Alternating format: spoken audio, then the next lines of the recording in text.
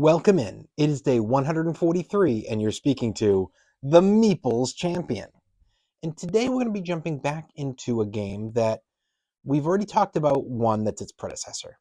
And it was one of my back in the day favorite games. It's definitely dropped quite a bit on that list as I've gotten more and more added to the collection.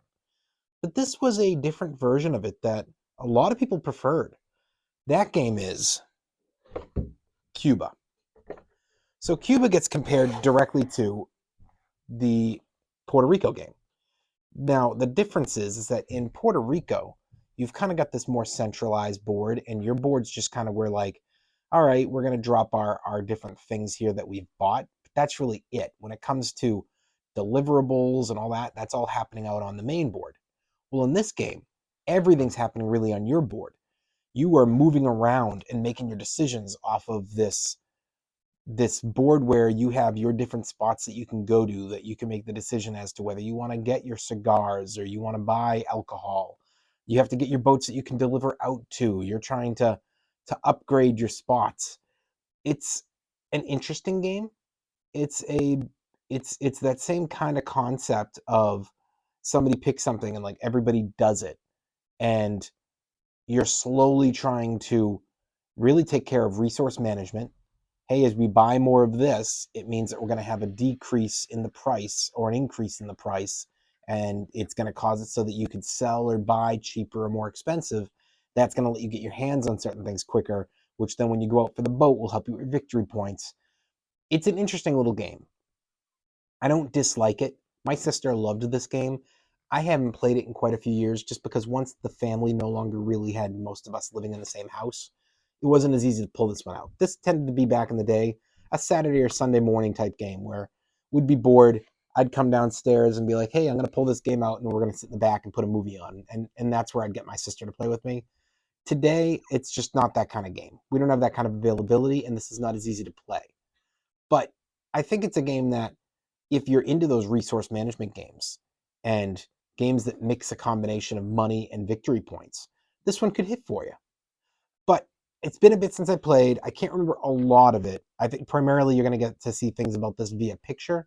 Why don't we just jump into our 7 categories? I'm going to try to go over this game with you and give you what I think in those 7 categories, and then let the pictures really speak for itself, as I'm not going to be able to recall enough of this to be able to give you a full breakdown like I usually do.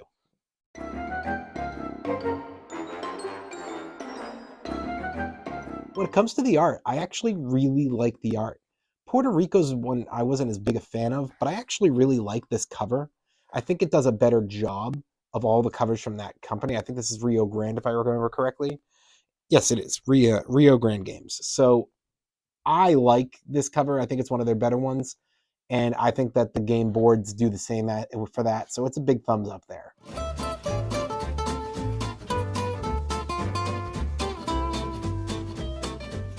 The components are actually really good in this game. Primarily, you're dealing with wooden components. You've got these little versions of your cigars and your alcohol and all that kind of stuff. You've got some nice cards. You've got some nice little movable pieces for wood. I think everything is really nice. They put a good amount of effort into this, not only to have lasting pieces, but visually appealing pieces. It's a thumbs up.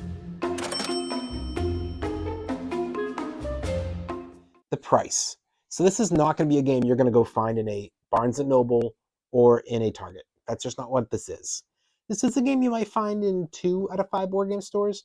It's been out a long time. It wasn't one of the top Rio Grande games of its version. People prefer, for the most part, Puerto Rico to it.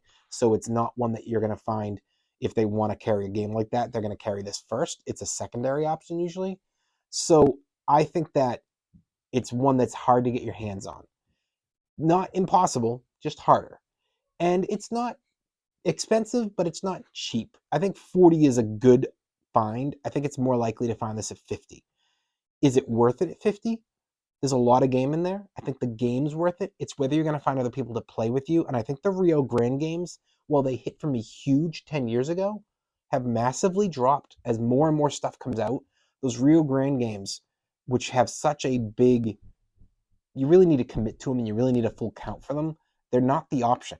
The people you're going to find that will play this with you are going to much rather pick another game because there's a good 100 options that have come out just in the last couple years that they'd prefer to this. So I'm going to give it a thumbs down when it comes to that price, because it's not worth it if you can't get it to the table. The difficulty. The game is not for kids. I'd even say that for beginners, it's not impossible, but it's a tough one. I think that experts, there's better games they prefer, but they would enjoy this journey. And I think experience, it's the same thing. So essentially, you don't have kids, you're only going to have a portion of the other three categories. And the reason being for this is because the game does have a lot going on. And unless you play this constantly, it's hard to remember. Usually, I don't play it for 6 months. Back in the day, when I was first kind of out of the house, we wouldn't play for 6 months. And then when we would pull it out, we'd find ourselves going, what do we do again? And by mid-game, we'd figure it out, but we've already messed a bunch up. Even when we were playing it more like once a month, it still was hard to remember because we played Puerto Rico more, and Puerto Rico did a little differently in certain ways. So I think that the difficulty is a tough one to give a thumbs up to. I have to give that a thumbs down.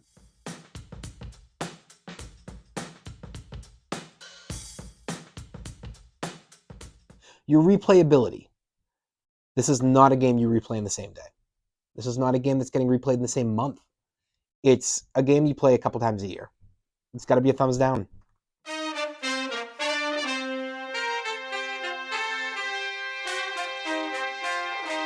Your keys to victory. Now, this is where you have some options because there's plenty going on that board. Do you want to try to deliver the boats? Or are you more about trying to build up your money and using it on your own personal board? Are you trying to take control of those different resources? There's some options there. Again, I don't remember them all, but I know there's options. You are not forced down one route because I never went for the boats. My sister tended to do that, and I went elsewhere, and I would win games. So I know there's other options. Again, I'll be taking the pictures earlier in this video. Hopefully those are going to give you a lot more explanation there. I wish I could give you more. Just hard to recall, and I do not have somebody I can sit down and play this game with today. So I'm going to give that a thumbs up and say they did a great job there.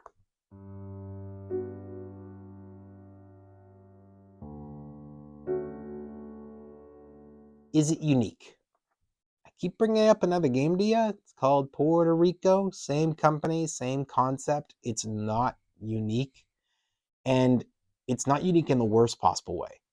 It's not unique in a way of there's a boatload of games that came out at the same time, mostly from the same company, and we've kind of gotten over those games. So there's nothing these days doing exactly this anymore. So I've got to give this a thumbs down on the unique. Overall, what do I think? It's a fun game. It was definitely worth adding to the collection at one point in time, but it doesn't need to be there anymore. I don't know if I'll ever play this game again. And I don't think it's a bad game. I just think there's too many good options above it now. But that's just my opinion. Maybe this is a game that's worthwhile for you, and if it is, go for it. Nothing wrong with that. Well, it has been day 143, and we've been speaking about the game Cuba. And you've been speaking to the Meeples Champion. Like, share, subscribe, and check down below in the description where I'll be adding in an Amazon link in case you want to get this game for your collection. Until next time, I'll talk to you tomorrow.